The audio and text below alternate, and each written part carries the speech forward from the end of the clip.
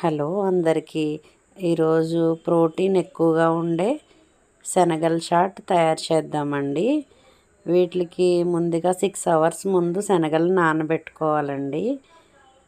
ఇలా నానిన తర్వాత వీటిని కుక్కర్లో వేసుకుని ఒక 3 విజిల్స్ వేసుకుందాము. ఇవి కుక్కర్లో కాకుండా మామూలుగా కూడా ఉడకబెట్టుకోవచ్చు. దీనికి ఒక ఉల్లిపాయ చిన్నగా కట్ చేసుకుందాము, టమాటో, కొత్తిమీర, ఒక పచ్చిమిరపకాయ కూడా కట్ చేసి పెట్టుకుందాము. ఈ కుక్కర్ 3 విజిల్స్ వచ్చినాయండి, ప్రెషర్ పోయింది. ఈ శనగల్ని నీళ్ళు వడబోసి పక్కన తీసుకుందాము. వీటికి తాలింపు వేద్దామండి. తాలింపుకి కొద్దిగా జీలకర్ర, కరివేపాకు, కొద్దిగా పసుపు వేసుకుని తాలింపు పెట్టుకుందాము. ఈ వడపెట్టిన శనగలు కూడా ఇందులో వేసుకుందాము.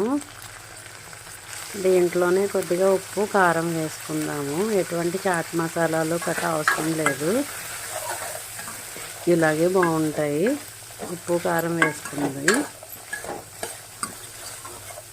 ఒక 2 నిమిషాలు ఇలా ఉప్పు, కారం వీటికి పట్టే విధంగా వేపుకుందాము.